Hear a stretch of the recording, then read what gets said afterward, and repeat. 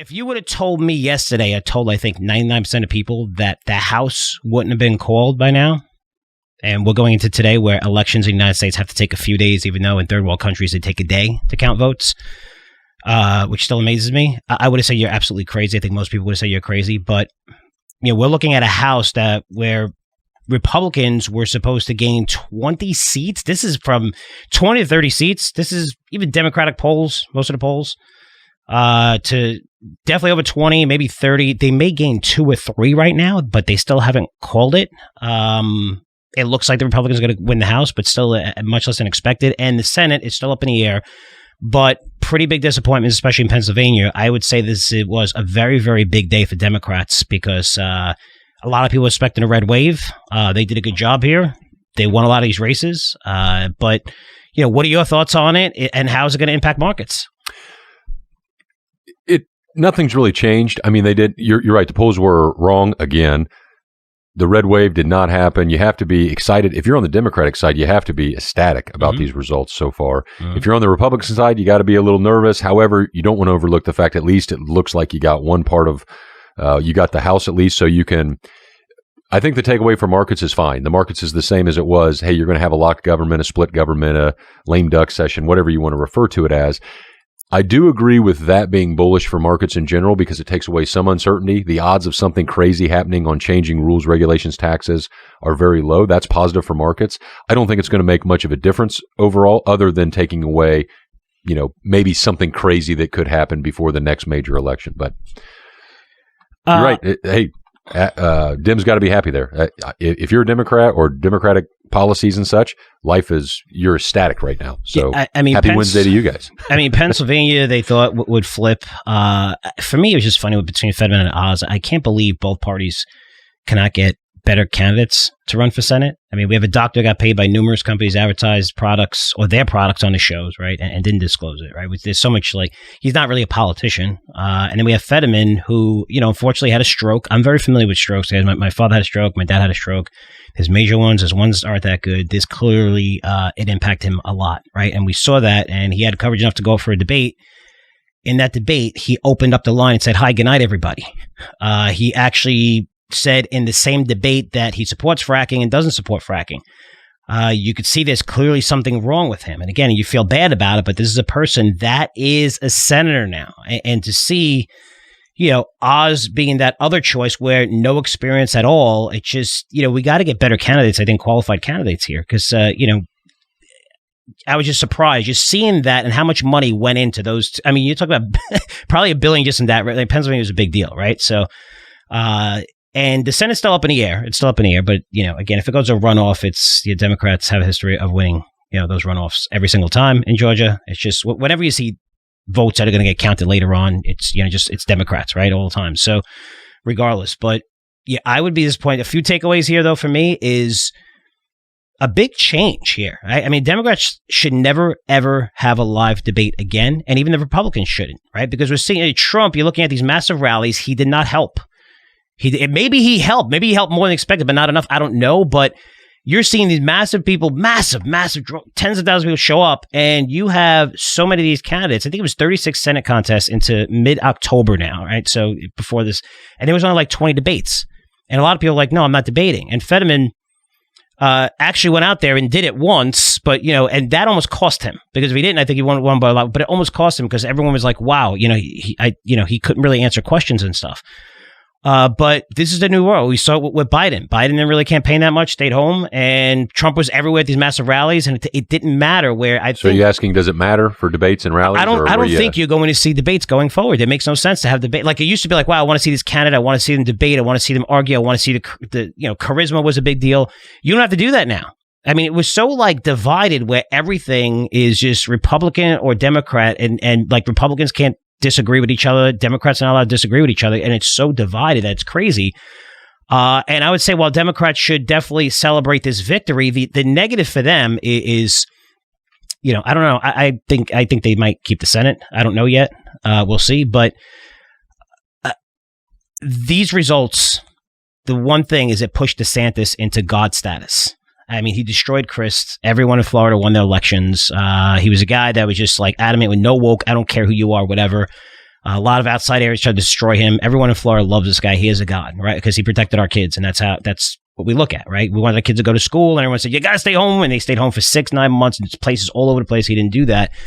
And the difficulty is, I think for the Democrats, they want Trump to run, right? I mean, because he's easy to destroy. Plus, you have a lot of moderate Republicans who aren't crazy about him. They aren't crazy about his personality. And you have a lot of independents that don't like him. DeSantis is somebody that the entire party is going to rally around because, he supports most of their beliefs. I think that's a much harder candidate to run against. And again, we're talking 2 years and a lot could happen then. But right now, I don't think he couldn't be on more of a high, especially in Florida and what we did here. So, I think careful what you wish for, where it looks like Trump doesn't have as much power as many thought. A lot of candidates, he went out there for Oz. He went out there for a lot of different people who didn't win.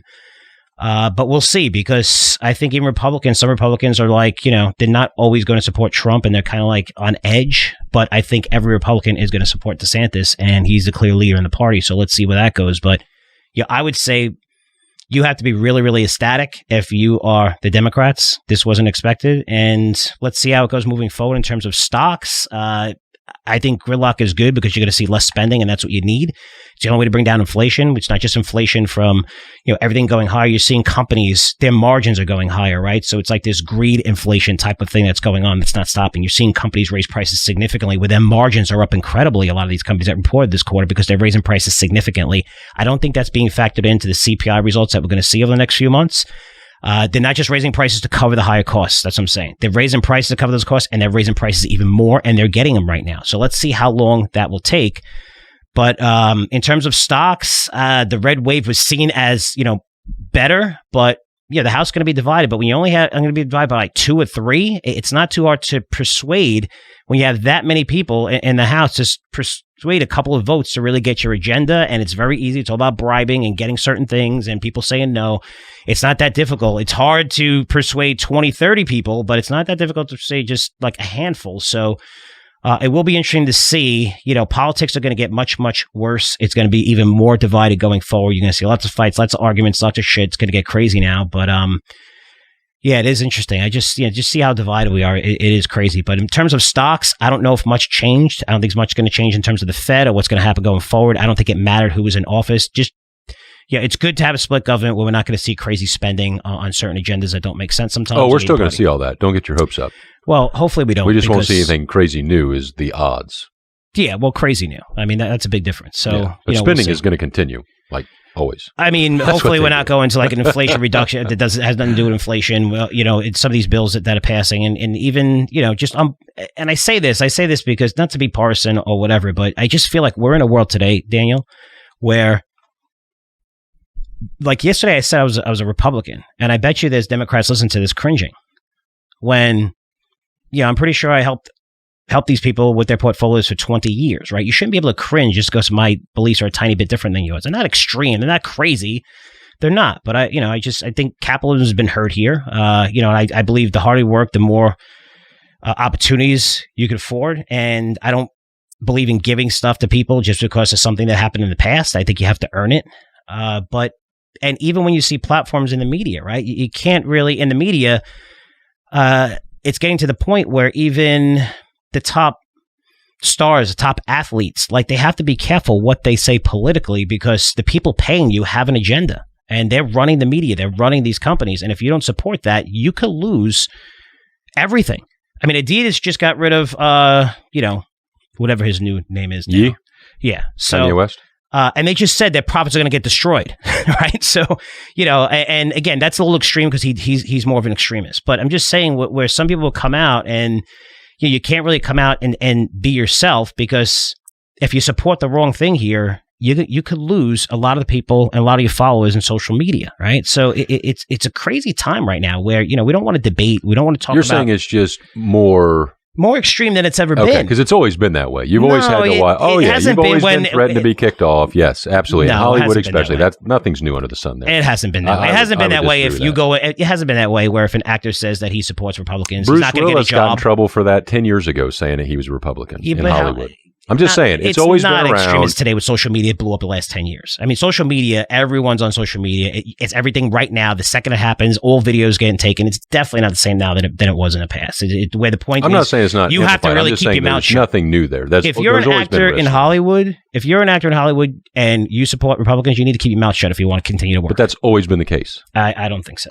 I don't think it's been the case to the point where it's that extreme right now. And maybe it's been the case a little bit, but not to extreme. But we'll agree to disagree. But, it's good for the Democrats. I don't think it's going to really impact stocks too much. I think you just got to focus on the Fed. The Fed's not going to stop raising rates. We're still going to see inflation. We'll get another inflationary indicator coming out. If the Fed is serious, which they've been saying that, hey, 2% is their target, we're not going to see 2% until 2024, meaning that we're not lowering rates until then. So rates are going to be incredibly high. We're already seeing the effects spill over, and I don't think this changes much, but let's see going forward.